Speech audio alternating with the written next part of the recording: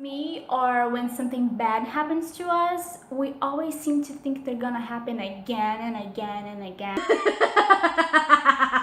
Yeah, I think that thing is called trauma. So maybe I'm kind of traumatized because I've been robbed last month. And it wasn't such a traumatic thing. Like, the guy didn't even have a gun. He had a little knife, and I was like, okay. But since I lost my phone, I'm really afraid of losing my new phone.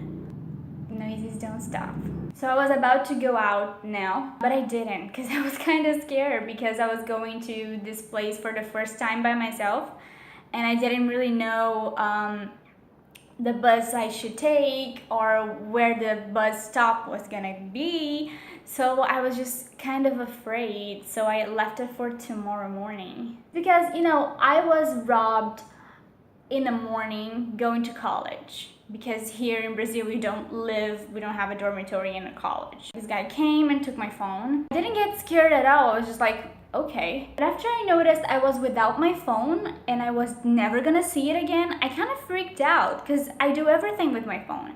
And it took 2 weeks for me to get a new one, which is this one with this image, because I don't have like a fancy camera, so I really have to make videos with my phone. And I was gonna use my YouTube money to buy a camera, a fancy camera. But I had to use it to buy a new phone. Yay! So yeah, I'm gonna be without a camera for a long time. Anyway, I was robbed in the morning and I was afraid that if I would go to this other place, which is another university, that I'm switching universities right now and I have to bring documents and everything. And I was supposed to go there today in the morning, but then I thought, no, I was robbed in the morning, so I'll go in the afternoon.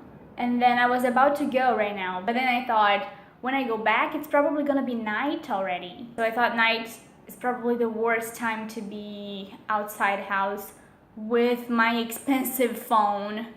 And I decided not to take it, but my mom's phone that is not so expensive and I wouldn't miss it and she wouldn't miss it because she doesn't really use it that much. My mother's phone is with a problem in the battery, so it wouldn't work and I wouldn't be like able to communicate with anyone. So I freaked out because of that too. Yay! I hate being unable to communicate.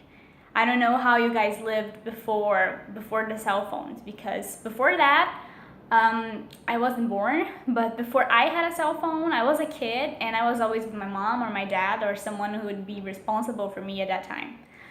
And I wasn't unreachable as I was gonna be without my cell phone. And I actually did go out without my cell phone 2 days ago, but then I met a friend and she had her cell phone. And then I felt reachable again when I was robbed. I didn't care about anything. I remember leaving the house.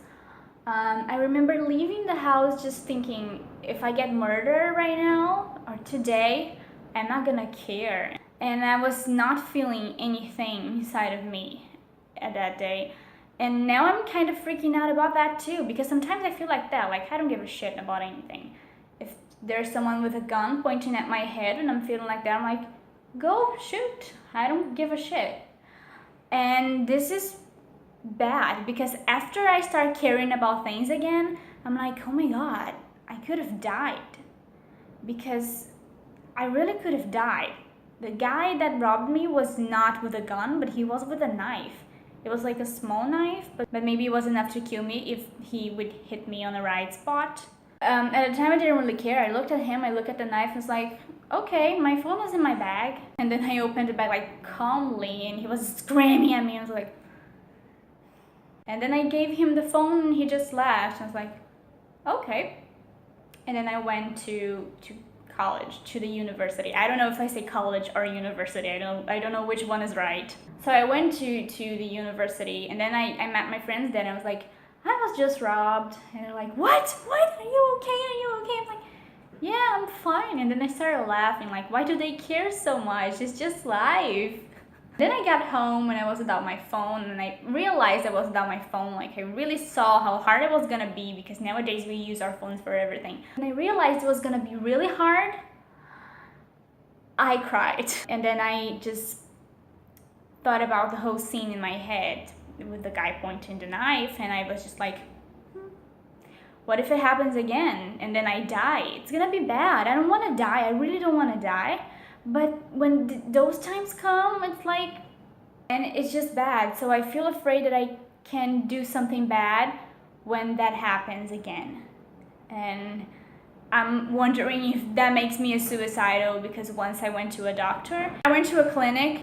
Whoa, wind! I don't remember what for, but then my mom was with me, and then she started talking about me. And then the doctor said I was a suicidal, and I was like, what? No, I don't want to kill myself. Not right now. She told my mom, you have to be careful with her because she will put herself in dangerous situations. Maybe she won't notice, but she will put herself in dangerous situations. And that's exactly what I did when I was robbed. Because I saw the guy, like, I don't know, when he was still far away, and I looked at him and he was looking straight at me, and I was like, this guy's gonna rob me. But I just kept going, and I met him, and then it happened, and I kept walking. Like, that's bad, and I'm kind of scared and afraid of myself. And right now I'm not feeling that way, so if that happened, I would probably freak out and be afraid to die. And that's why I didn't go, because I felt like I shouldn't. Just as on the day I was robbed, I felt like if I go out, something bad is gonna happen. And it did. And I don't believe in this kind of thing of predicting stuff or feeling bad stuff are gonna happen. But usually when I think it's better for me to stay at home, but I don't stay at home and I go anyway, something bad happens. And after that, I decided to trust my feelings, so that's why I'm still here. Tomorrow will be a good day to go, I think. I hope you guys are not like me and don't have this I don't give a shit about anything days or times. And if you do, you could explain me how it works with you, because I'm really afraid of myself right now.